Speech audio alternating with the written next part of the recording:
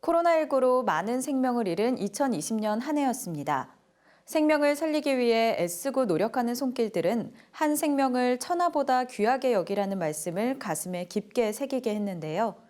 2021년에는 성장주의와 개인주의에 가려져 있던 생명이라는 새로운 가치를 다시 꿈꿔봐야 할 시점입니다.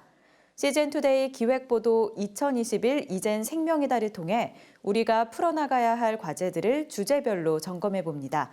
첫 소식은 법을 넘어서 태아 사랑으로입니다. 김현정 기자가 보도합니다. 생명 존중이라는 가치 실현을 위해서는 생명과 관련된 사회 속 여러 법과 제도, 문화들이 톱니바퀴 맞물리듯 잘 맞아 돌아가야 합니다. 그중 어느 것 하나라도 어긋나면 사회의 생명력은 상실되고 죽음에 대한 일들이 곧바로 물밀듯 그 자리를 대신하게 됩니다. 2020년이 바로 그런 위기의 때였고 새로 맞이하는 2021년에는 다시 생명으로 돌아갈 수 있도록 크리스천들이 나서야 한다는 자성의 목소리들이 나오고 있습니다. 사회 생명력이 너무 약화되어 있기 때문에 코로나19도 그렇지만은 자살률도 낙태율도 그렇고 또 대형 사고들도 많이 일어나고 또 아동 유아 유기하는 일도 벌어지고 이 사회 생명력을 좀 복원해야 되겠다. 하나님께서 생명의 주인이시고 주권자시잖아요. 그리고 우리한테는 그 생명을 잘 돌보라고 지킴이 역할을 맡겨주셨는데 우리 신자들이 또 목사님들이 먼저 앞장서서 이 생명을 소중하게 여기고 또 보호하는 운동을 좀 일으켜야. 올 한 해 생명과 관련 가장 뜨거운 이슈 중 하나는 임신 중지, 낙태였습니다. 지난 4월 헌법재판소에서 헌법 불합치 판결이 내려진 이후 잠잠했던 국회와 정부에서는 하반기에 들어서면서부터 급속도로 낙태 관련법 개정을 추진하고 있는데 국민 여론 수렴이 제대로 되지 않은 속전속결 개정이며 헌법재판소의 판결 취지와도 맞지 않는다는 비판의 목소리가 높습니다. 특히 연내 개정되지 않으면 안 되는 시한부 법안임에도 국회 파행이 이어지고 있어 우려를 낳고 있습니다. 낙태죄 관련법 개정에는 몇 가지 쟁점이 있습니다. 가장 큰 논란의 쟁점은 낙태식입니다. 우선 사유를 불문한 전면적인 14주 이내 낙태 허용과 관련 헌법재판소의 주문과 일치하지 않는 주수 명시라는 지적입니다. 임신 14주는 사유를 불문하고 임신한 여성이 낙태 여부를 결정할 수 있도록 허용해야 한다는 결정에 헌법재판소 결정의 주문이 아니기 때문에 그리고 재판관의 다수 의견도 아니고 소수 의견에 적시된 의견이기 때문에 국회가 이 내용에 대해서 구속을 받지 않습니다. 두 번째 쟁점은 사회적 경제적 이유에 의한 낙태 허용식입니다.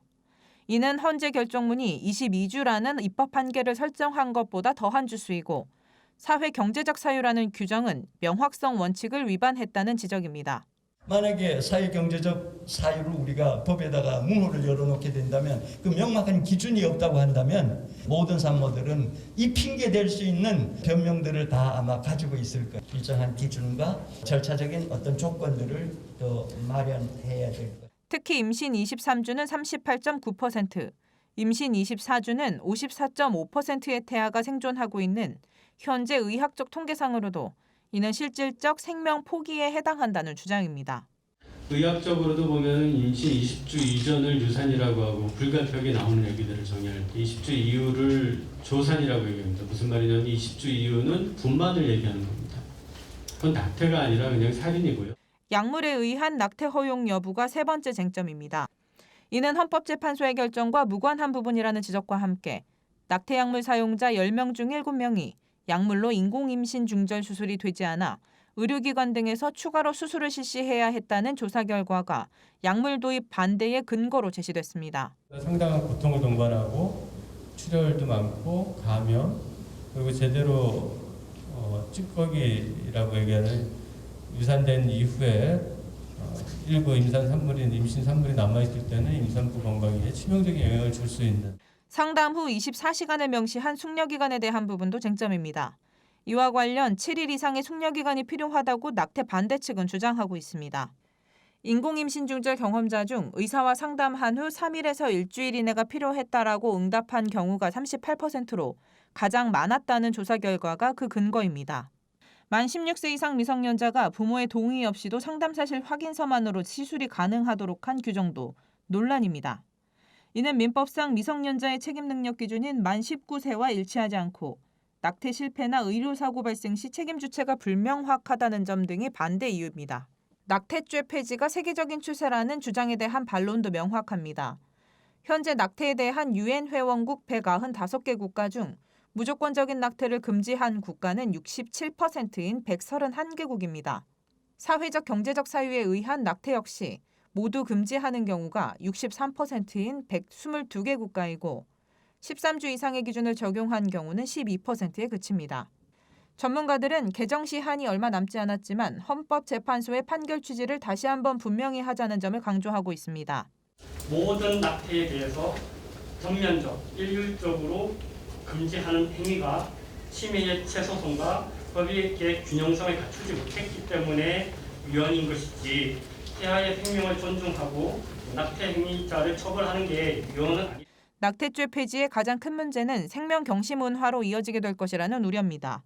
자궁 속 아이를 우리가 처참하게 살해하는 우리의 이 인식이 이것이 그 다음에 영아 살해 또는 아동 학대, 아동 살해로 이어지는 어떤 사회학이 분명히 저는 된다고 봐요. 이 낙태 문제를 우리가 해결하지 않으면 그 다음은 이 생명의 어떤 존엄성, 생명 존중 사회는 기대하기 어렵다고 봅니다. 코로나19 감염으로부터 한 생명이라도 지켜내기 위한 치열한 노력들, 저출산 시대 출생률을 높이기 위한 다양한 지원책들, 영유아 유기와 살해 앞에서 외치는 많은 분노와 자성의 목소리들, 이런 끝이 보이지 않는 생명 지키기라는 물붓기에 밑을 막기 위한 가장 근본적인 방법은 무엇인지 생각해봐야 할 때입니다. CGN 투데이 김현정입니다.